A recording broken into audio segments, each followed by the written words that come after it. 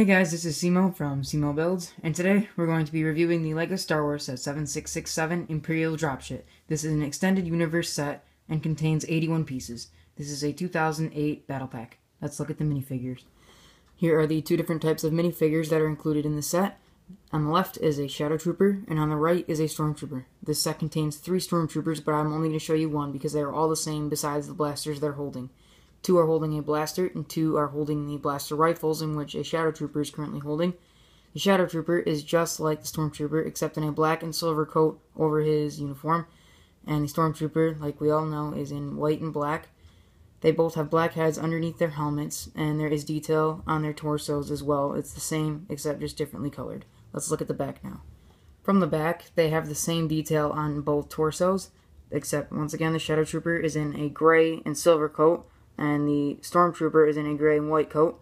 There really is no other detail to mention. There is a little mold on the back of the helmet that is visible, but nothing worth mentioning. Now let's look at the dropship. Here is the Imperial Dropship. This set is considered to be an extended universe set because this actual dropship never is seen in the movies. However, obviously we know that the Shadow Troopers and Stormtroopers are. So this is a battle pack piece, so there really isn't much to talk about. This set does contain 3 stickers and has 2 decorative blasters on the front with those red translucent pieces. This is the Shadow Trooper cockpit and can just be maneuvered like this.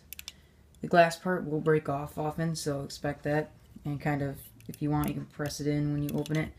And he just sits there, no control panel. Sorry, this set is a little dusty. Obviously, it's been on the shelf for quite some time now.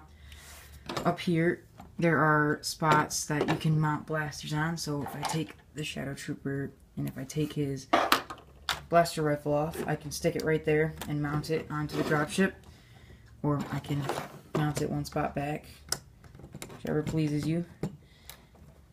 And you can do that for both sides, although 4 blasters will not fit, only 2, so that's unfortunate. And this kind of just dangles, so if you're flying it, it's going to stay perpendicular to the ground the whole time. And this can comfortably seat all the minifigures, so if I were to make them all sit and place them on like this, I could put 2 on the back there and then 2 on the sides there, and they would comfortably fit. Now in order to lift this and kind of drop the platform with the Stormtroopers here, you just lift up the wings like this and go forward, and now you kind of have 2 pieces. I guess these are supposed to be wings, but also work as a function in order to drop the platform in which the Stormtroopers are seated. So this has engines on the back there. All 3 stickers are on this. 1 on each side right there, and 1 on the top right there. On the bottom of this, there are these 3 pieces here that allow it to rest on the ground comfortably, and so it doesn't get stuck to base plates when you play with it. So that's really it for the dropship. Really nothing much to talk about with this set, and it just slides back in with this part here going into the ship, and no, sorry, it's the exact opposite. It's this part going into the ship, goes in like this, and just close it, and this part keeps it in, and it just dangles like I said, and it's not going anywhere. So that's really it for the dropship. Let's get to the conclusion. So from a collector's standpoint, this is a very easy way to rack up your quantity of Stormtroopers, and it also gives you a good collection of pilots too that you can use to pilot really any Imperial ships or vehicles.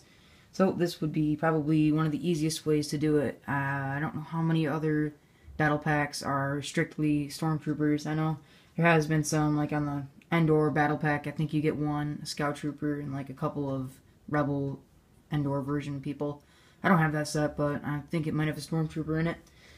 And, like I said, this is extended universe, not because of the minifigures, but because of the dropship itself. It never actually occurs in the movie, but they had to give you something to play with besides the minifigures, so they just threw in a dropship, which makes sense in my opinion. I think it would have gone well in the movies, especially on Endor, because it really never showed how all those people ended up, all the Stormtroopers ended up on Endor. They just kind of came, and it really never showed the process of them arriving.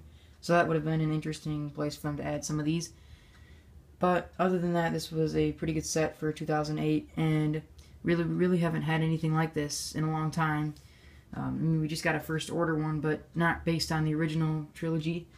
So that concludes today's review on the LEGO Star Wars set 7667 Imperial Dropship, and I will catch you guys all in the next LEGO Star Wars review. Bye-bye.